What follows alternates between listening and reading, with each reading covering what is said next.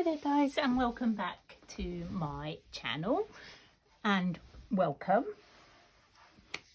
So today I thought we would do a bit of vintage ephemera. Now I know we all tea stain or coffee stain envelopes, and then I don't know about you, but I struggle because I don't really know how to decorate them up. But I thought, well, why don't we just go and turn them into like vintage envelopes? So where's the one I had? Oh, it's gone. I did it. Did two the same. So basically these were just a plain white envelope, tea stained, and I've just turned them into vintage ephemera ready for your journals. And this one has even got a vintage letter in it on some really thin tracing paper, which I've printed it out on. So I thought that would be quite a little neat thing for our journals. So if you would like to see, I mean, it is quite easy, really easy. So we'll do it together, and I'll do a big one and then you can see what I'm doing. Am I right in the frame? Oh, look at that. Right, so really easy, really simple and quick. So I thought, I mean, you could mass make these, couldn't you? You could sit in front of the telly mass making these, really. Let's get some random stamps. Well, not that random that they clash with each other, because I don't like that. Terrible, aren't I? Okay, let me just grab this down. Yeah, I thought we might do, you know, a few of these mass making things where we could just sit and make together. I know sometimes, oopsie daisy, sometimes you make while you're watching videos. I do that when I'm not making videos. So I will just pop a few stamps up in the stamping area of the envelope. Make sure they're stuck down. I mean, they've already got postmarks on these because obviously they're used Italian and Dutch stamps. But I will just do a little bit of my own. And you know I have this the cheat one. Any circle will do. Really. It doesn't have to be a postage one. Mine says something about magical, but you know, it can say anything. And I went to my scrap store. I know I keep telling you this, and I found this for 30p, because you do buy some stuff. And I thought, well, that might work as part of my postage, if I'm doing postage stamps. And look, how cool is this? And then if you line it up, and I might do a little faint one. How about that? So that's pretty cool. I quite liked that. So we've got some stamps. And of course it wouldn't be vintage if we didn't distress the I'm not saying the word out of it. Distress the edges out of it.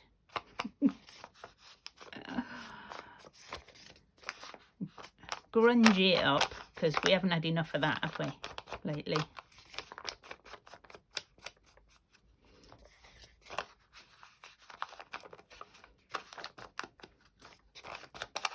I know I could lie this down and do it, but I think you get a better finish if you just have it in your hands and do it roughly.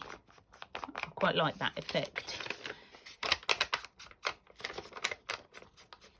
And this is going to be a really old letter, obviously, because this has been sitting in somebody's attic for years, this letter. That's what you want, isn't it?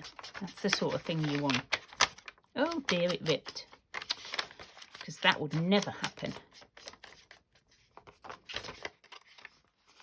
Do you think when they opened it, they tore the corner? Maybe. Let's ink that up. You know, because that does happen. Maybe it got bent in the... ooh, maybe not too much. Maybe it got bent in the years that it was been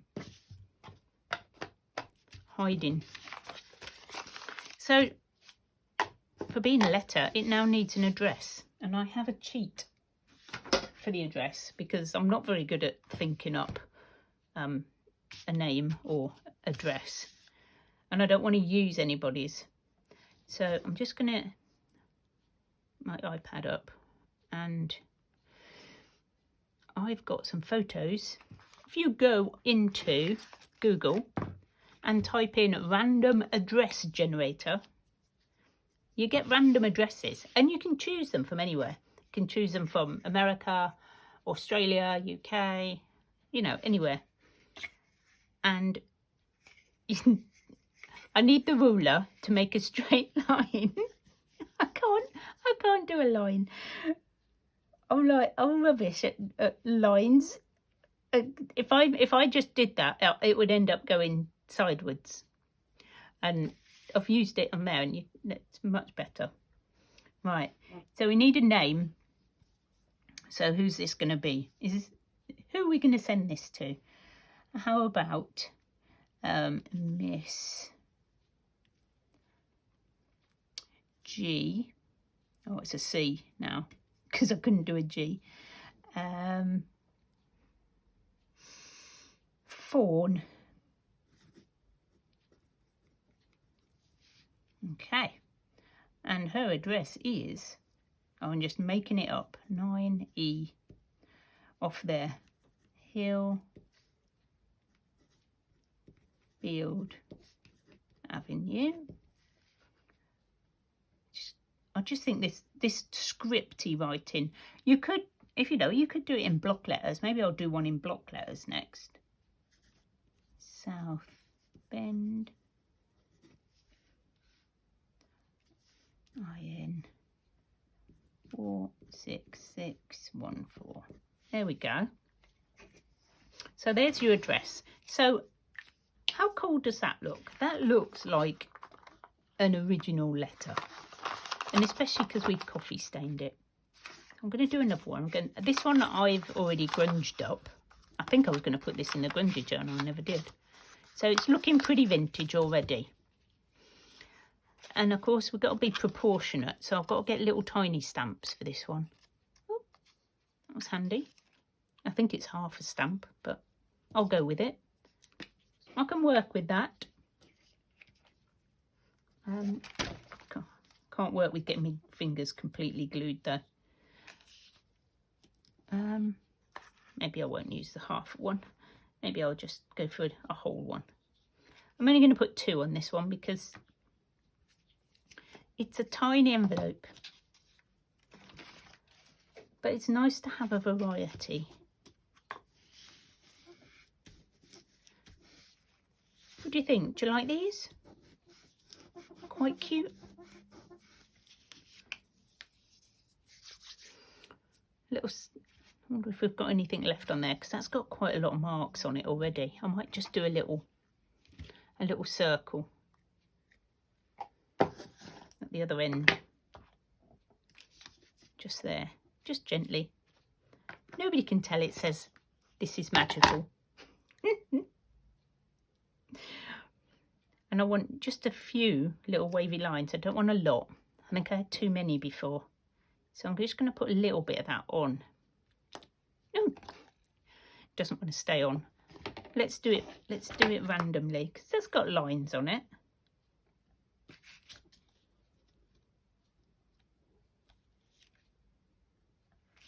Do you reckon that works, doesn't it?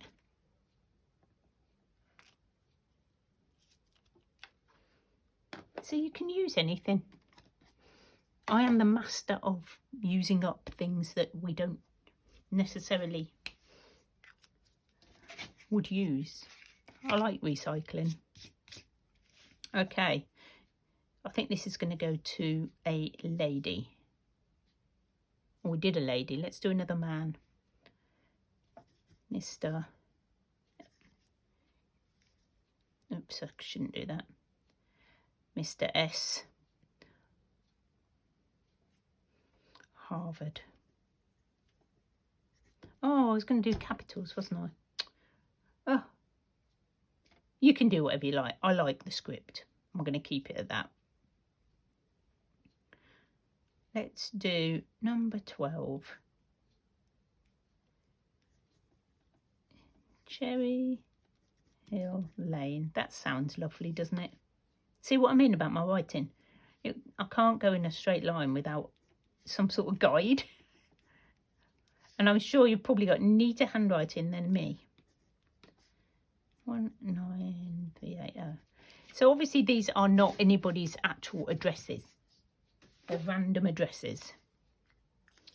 Okay, so pretty cute, I think. And now we just need to make some letters to go in. And what I've done is I've been on to the Pinterest. Did I go on? No, I went onto Google and typed in vintage letters public domain and came up with these. There's quite a few, but then when you click on them they go through to Pinterest and there's somebody's work, and I didn't want to use those. So these are public domain ones that I found, and I've printed them on this really thin tracing like paper. It's a bit thicker than tracing paper, and it's not quite as see-through, but it's not thick at all. Now, would that go in there? Oh, nearly. Do you know what I think I'm going to do is I'm going to rip it again down there. I know it's got a nice grungy edge, but I'm going to just change that. Just change that so it'll fit in that envelope nicely. Because we can do that. It's our vintage stuff. But how cool would these? If you were making a vintage journal and you could make some of these for your ephemera, you know. It'd be so cute. Have I done it right? So now let's get this folded in the right places. Obviously the back is pretty white, so you may need to tea stain it or print onto tea stain paper. I had this paper, so there we go. How cute. So people, you can open, you know, put that in your journal, open it up, a little letter. So cute. So I do have another one. These ones I've printed and I've still got I've changed that now. Let's do a big one for this one.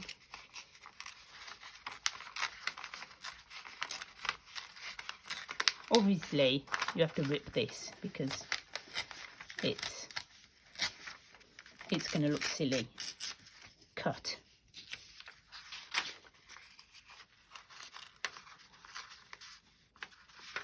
Oh, can't get to it. I thought this is a nice, simple, quick little ephemera make. And we could easily mass make these. Easily. Let me just look at this. This is just like a bit tricky there. Yeah. So I hope this is something that you like. I do try and make things quite varied.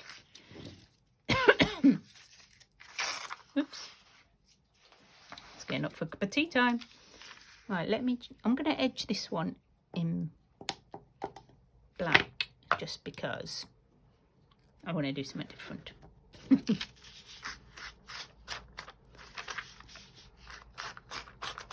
Oh, do you know what? Since I've done that grungy journal, I do like edging things in black now. Better than the tea stain. I don't think my vintage photo is definitely not right. It does come out pretty yellow. I'm going to just go round my envelope with some black.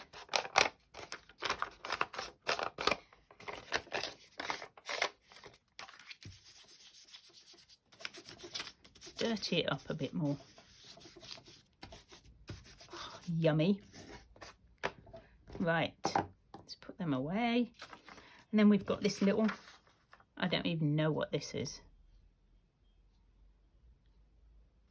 It's just random bit of, but you know, we love a bit of ephemera. I'm just going to fold it up.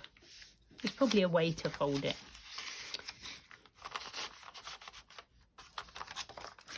So there we go. I mean, you can pile them all up, you know, pile them all up and wrap them up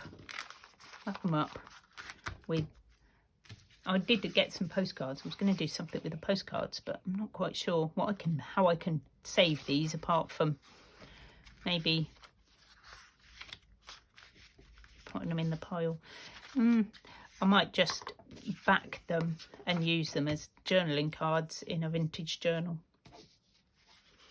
But yeah, I mean, if you wanted to make a pile of these, it would be, you know, but you could have a supply ready to go. And I think they're really cool. I hope you have a go at them. If you do, let me know. And there we go. If you like this video, obviously give me a thumbs up. And if you're not a subscriber yet, please subscribe. We do all sorts of fun stuff. All sorts of fun stuff. And I will see you all soon. Thank you guys.